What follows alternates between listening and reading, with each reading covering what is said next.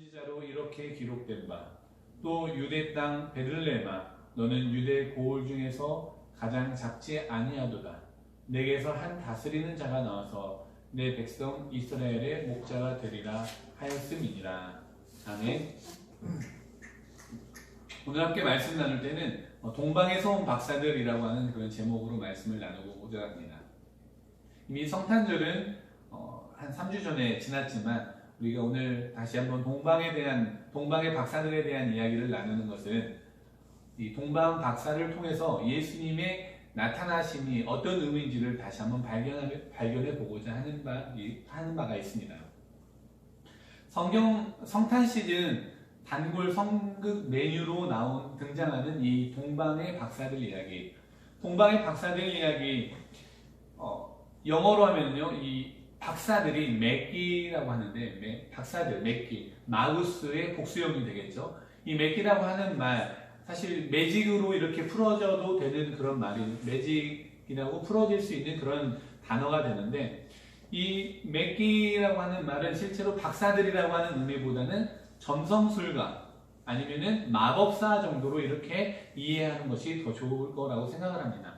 오늘 저는 이 서두에 이 동방에서 온 박사들이라고 하는 것에 초점을 맞추고자 하는 것은 무엇이냐면은 성경을 자세히 보면은 이 동방에서 온 박사들이 맞는지 아니면은 동쪽으로 향해 가는 박사들이 맞는지 이런 약간의 의문점이 있기 때문에 그래요. 그 이유는 무엇이냐면은 2절 말씀에 보면은요, 박사들이 이렇게 이야기를 하는 거죠. 유대인의 왕으로 나신 이가 어디 있냐? 우리가 동방에서 그의 별을 보고 그에게 경배하러 왔노라 하니. 이것을 영어로 보니까요, 동방에서 그의 별을 보고라는 말을 동방에 있는 그의 별을 보고 라는 그런 말로 해석이 될 수도 있다라고 하는 거죠. 그래서 많은 성경학자들이 이 부분을 동방에 있는 별을 보고 갔으니까 동쪽을 향해서 갔을 때 그곳이 베들레헴이면은 아마 동쪽으로 향해 갔기 때문에 서쪽에 있는 박사들이 아니겠느냐라고 하는 그런 의구심을 가진 사람들이 많이 있었습니다. 그러나 저는 이게 바로 동방에서부터 온 박사들이라고 하는 것을 초점에 맞추고자 합니다. 동쪽으로 향해 갔던 박사들이라고 하면은 아마 이 베들레헴보다 약간 서쪽에 있는 더 예루살렘이 될 수도 있고요. 아니면 지중해 바닷가에 있는 그런 유대 민족에 있는 사람들이 될 수도 있을 텐데 그 유대 민족이 아니라 동쪽에서 온 박사들, 동방에서 온 박사들이라는 것에 초점을 맞추는 이유를 잠시 뒤에 나누어 보겠고 그 동방에서 온 박사들이라고 하는 그 근거를 몇 가지 여러분들에게 들어서 알려드리고자 합니다. 그 첫 번째 이유는 그들이 가지고 온 예물에 있습니다. 동방 박사들이 가지고 온 예물이 세 가지가 있어요. 그 세 가지가 무엇입니까? 바로 황금, 유향, 몰약이다라는 거죠. 성경의 열왕기서나 역대서 아니면 욥기서 등등에 보면은요, 황금의 출처가 대부분 아라비아에서 나온다라고 이야기를 합니다. 그래서 이 아라비아에서 나오는 황금과 함께 또 유향과 몰약 역시 아라비아 남쪽에 있는 나무에서 주로 채취되어서 만들어졌다라고 하는 것을 학자들을 통해서 우리들은 알 수가 있습니다. 즉 황금과 유향과 몰약은 주로 아라비아의 어느 정도 중산층이 흔히 소지하고 있었던 그런 물품이다라는 거고요. 그 아라비아에서 소지하고 있었던 이 중산층, 즉 박사들, 맥기들이 자연스럽게 동쪽에서부터 이 예루살렘 혹은 베들레헴의 동쪽인 이 동쪽 아라비아 사람들이 점점 서쪽으로 향해 오다가 예수님에게 강도하여 예수님에게 황금과 유향과 몰약을 드렸다라고 하는 것에 크게 의심할 바가 없을 거라고 생각을 합니다. 그 다음 이 동방이라고 하는 이 단어, 동방이라고 하는 히브리 단어, 히브리어에서 보면은요, 이 단어에서 우리가 잠깐의 힌트를 찾을 수가 있어요. 동방이라고 하는 것은 그냥 단지 동쪽, 이스트 사이드를 이야기하는 것 뿐만 아니라 멀티 미닝을 가지고 있는데 바로 이 동쪽이라고 하는 말과 함께 떠오르다라고 하는 그런 의미가 있어요. 그러니까 동방에서 봤던 그 떠오르는 별을 보고 점점 이 남쪽을 향해, 그러니까 하늘 높이 향해 갔다가 점점 서쪽을 향해 가는 그 그림을 박사들이 보면서 별을 따라가서 보니까 서쪽에 있는 베들레헴, 결국에는 예루살렘을 들려서 베들레헴으로 향해 갈 수 있지 않았겠느냐라고 하는 것에 추측을 할 수가 있습니다. 그래서 이 동쪽에서 떠오르는 이 별이라고 해석을 하면은 이 박사들이 동쪽으로부터 온 박사들이라고 하는데 큰 무리가 없을 것입니다. 그 다음 또 마지막 근거를 보면은요, 요르단의 한 무슬림 부족입니다. 무슬림 부족인데요, 페르시아, 아라비아, 조금 전에 이 동방에서 온 박사들이 주로 아라비아일 것이다 라고 이렇게 이야기했는데, 아라비아는 전통적으로 지금까지 오늘날까지 이르러서 대부분 무슬림이 많이 있는 것을 우리들이 알고 있습니다. 이슬람교가 굉장히 크죠. 그런데 이 요르단 지역에도 무슬림 사람들이 있는데, 이 무슬림 사람들의 그 종족, 부족 이름이 알코카바니라고 하는 그런 부족이 있다는 거예요. 알코카바니라고 하는 이 부족이 이제 또 학자가 궁금해가지고 물어보는 거죠. 알코카바니라고 하는 그 단어 자체는 행성을 연구하는 자라고 하는 그런 뜻을 가지고 있는데, 너희들의 부족의 이름은 왜 행성을 연구하는 자 알코카바니입니까? 라고 이렇게 물어봤다는 거예요. 그러니까 이 부족 족장이 이렇게 대답을 했다는 거죠. 우리 조상 중에 행성을 연구를 하다가 위대한 선지자 중에 하나의 예수를 발견하고 그에게 경배한 그런 일이 있습니다. 그래서 그것을 기념해서 우리 부족이 알코카바니라고 이렇게 지었습니다 라고 하는 거예요. 즉 무슬림 부족, 무슬림 오랜 선조들 중에 행성을 연구하다가 위대한 메시아라고 그들은 고백하지 않지만 위대한 선지자 예수를 발견했다라고 해서 그들의 부족 이름을 알코카바니라고 했다는 것을 보니까, 그들의 오래전 선조들 중에서, 즉 페르시아 민족, 이슬람의 선조인 이 아라비아 사람들 중에서 예수를 찾아가 경배했던 자들이 있다라고 하는 것을 근거를 둘 수가 있습니다. 다시 말하면은 이들은 적어도 예루살렘이나 유대 민족에서 온 사람들이 아니라 아마 동쪽 아라비아를 중심으로 페르시아 지역, 즉 이방인들임에도 불구하고 예수님께 경배하러 왔다라고 하는 것에 초점을 맞추고자 하는 것입니다. 지금까지의 말씀을 다시 한번 정리를 합니다. 동방에서 온 박사들이라고 하는 그 의미는 예루살렘이나 유대 민족 안에서 온 그런 사람들이 아니라, 서쪽이나 그 안에 그 마을 지역에서 온 사람들이 아니라 약간 멀리 있는 오늘날의 이슬람 지역 사람, 그 당시에 이방인들, 페르시아 이런 이방인들, 아라비아 사람 중에서 예수님께 경배하러 왔다라고 하는 것에 이 서두에 초점을 맞추었다라고 오늘 말씀을 전하고자 합니다. 그런데 왜 이렇게 거창하게 굳이 아라비아에서 왔느냐라고 하는 것, 아라비아에서 왔다라고 하는 것에 우리가 초점을 맞출까요? 지난 12월 중순에 저는 여러분들에게 아웃사이더 예수라고 하는 그런 제목으로 말씀을 전한 기억이 있습니다. 예수는 아웃사이더로, 또 아웃사이더를 위해서 오셨다라고 하는 그런 말씀이었는데요. 이와 비슷하게 예수님이 유대인의 왕으로 오시니라고 이야기를 하는데, 유대인의 왕으로 오셨음에도 불구하고 그들을 그 탄생을 축하하기 위해서 온 자는 유대인만이 아니라 이방인도 그 예수님을 축하하기 위해서 왔다라고 하는 것을 말씀드리기 위해서 서두를 이렇게 거창하게 이야기를 했던 것입니다.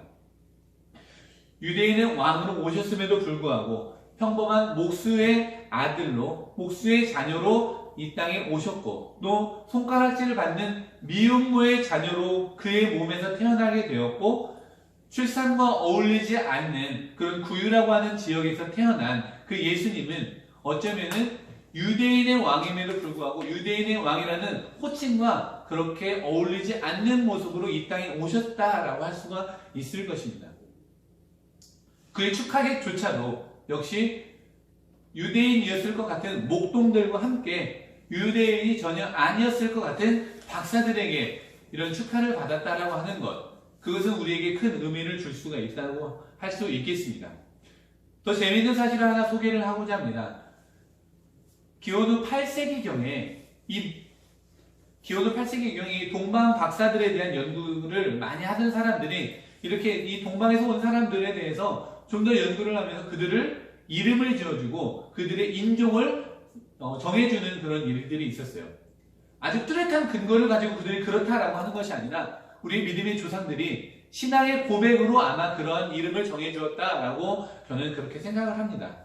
어떤 일이 있었냐면은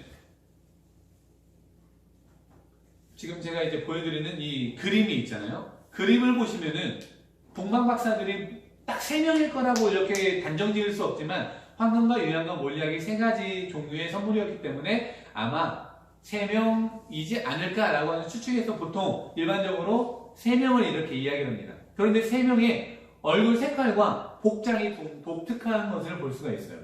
아라비아면 다 아라비아 복장을 입으면 될 텐데 그렇지 않은 것을 볼 수가 있다는 거예요. 그래서 얼굴 색깔을 잠깐 보니까요. 가장 여러분들이 보는 왼쪽에서부터 왼쪽은 약간 얼굴이 약간 황인의 옐로우 색깔에 가까운 것을 볼 수가 있고요. 가운데 색깔은 약간 백인의 색깔에 가까운 것을 볼 수가 있습니다. 그리고 마지막 오른쪽에 있는 사람의 얼굴 색깔은 머리도 약간 곱슬곱슬하고 피부도 거무잡잡함으로써 흑인을 이렇게 그린 것이라고 볼 수가 있습니다. 그렇습니다. 8세기경에 그런 학자들이 이들의 인종을 정할 때에 황인과 백인과 흑인의 인종을 골고루 이렇게 집어넣었다라는 거예요. 그들의 이름도 역시 마찬가지죠. 그 의미가 무엇일까요? 우리의 믿음의 선조들의 고백인 거예요. 동방 박사들, 예수님의 탄생을 경배하고 축하하기 위해서 왔던 그 동방 박사들은 멀리서 온 사람들인데 멀리서 온 사람들이 그 멀리라고 하는 그 지역이 바로 전 세계를 형상화한 것이다 라고 하는 것이 바로 이 그림의 의미라고 할 수가 있는 것입니다. 이 그림은 단순한 그림이 아니라 이때 이렇게 그린 이유로 대부분의 성화를 보면요 조금 공부를 하고 연구를 했다라고 하는 사람들이 그린 대부분의 동방박사 성화를 보면은 이렇게 다 백인 또 황인 그리고 흑인의 골고루 인종들을 섞어서 그림을 그린 것을 볼 수가 있습니다. 이 의미가 우리에게 주는 것이 무엇입니까? 예수님을 축하하기 위한 그런 이방인들의 모습이 전 세계인들이며 그 의미는 역시 예수님의 탄생 자체가 특정 인종이나 특정 민족을 위해서 온 것이 아니라 온 세계 인류를 위해서 오셨다라고 하는 것을 이야기하고 있는 것입니다. 이것은 바로 예수님의 기독교 정신을 바르게 잘 말해주고 있는 것이다 라고 할 수가 있습니다. 이스라엘 백성은요 수천 년간 지금도 여전히 선민의식에 사로잡혀 있습니다. 하나님은 우리를 선택했고 우리를 통해서 일하실 것이고 우리가 하나님의 나라를 완성해 나갈 거야 라고 하는 그 선민의식에 사로잡혀 있습니다. 그 선민의식 때문에 선민이 아닌, 즉 이스라엘 백성이 아닌 많은 사람들을 은근히 깔아보고 은근히 무시하고 그들을 멸시했던, 그들을 혹은 더 나아가서 차별하고 혐오했던 그런 모습들이 이스라엘 백성들에게 남아있을 수 있습니다. 그것이 오늘날에는 또 누구에게 있습니까? 바로 그리스도인들에게 있다는 거예요. 그리스도인들에게 역시 저와 여러분들에게 선민의식이 있어서 그 선민의식이 우리의 신앙을 붙잡아주는 그런 계기가 될 수도 있지만 그것이 너무 지나친 나머지 우리 믿는 사람들이 아닌 수많은 사람들에게 오히려 비난과 멸시, 배타성의 대명사로 이렇게 손가락질을 받고 있는 것은 아니겠느냐라고 하는 것입니다. 특별한 존재로 의식을 하고 있는 그 그리스도인들, 선민의식으로 사로잡혀 있는 그 그리스도인들, 믿지 않는 자들을 배척하거나 멸시하고 편협함과 교만함 속에서 오히려 온 인류의 구주로 오셨던 예수님의 그 정신과 사랑을 퇴화시키고 있는 것이 오늘날의 선민의식에 사로잡혀 있는 그리스도인이 아니겠느냐라고 하는 것입니다. 그러나 예수는 전 인류를 위해 오셨고 차별 없이 온 세상을 사랑으로 포용하셨으며 세상에 여러 막힌 담들을 허물어 가시는 그런 주인인 것을 우리들이 잊지 말아야 할 줄로 믿습니다. 예수님은 그런 분이십니다. 말씀을 정리합니다. 동방박사들은 아마도 아라비아, 그것이 아니라면 적어도 동쪽에 있는 이방 민족일 것이고 그 이방 민족들이 예수님께 와서 경배했습니다. 그 경배한 의미를 수많은 학자들이 우리 믿음의 선배들이 꾸준히 연구해 본 그 결과물로 그들은 전 인류를 위해서 오신 그 예수님을 상징하는 것으로서 온 세상 민족들이라고 그 동방 박사들을 지칭하게 된 것입니다. 그리고 그 의미는 예수님은 온 인류를 위해서 오셨고 선민의식에 사로잡힐 이유가 없는 그런 근거가 되기도 한다라는 것입니다. 우리의 교만함과 선입견 그리고 선민의식이라고 하는 그 고정관념이 어쩌면 예수의 정신과 사랑을 말살하고 그 사랑에 오히려 담을 쌓고 있는 그런 모습은 아니겠느냐를 우리들이 오늘 예배를 통해서 돌아볼 수 있으면 좋겠습니다.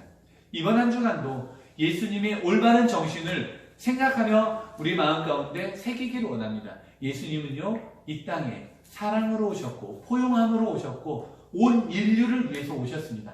나만이 아니라 우리의 이웃을, 심지어 죽어가는 저 형제들을 위해서도 오신 분이시라는 것을 기억하면서 우리의 삶에서, 학교에서, 직장에서 우리의 모든 삶 가운데 예수 그리스도의 사랑을 마음에 품고 그 사랑으로 담들을 허물어 갈 수 있는 저와 여러분들의 삶이 될 수 있기를 주님의 이름으로 축원합니다. 기도하겠습니다.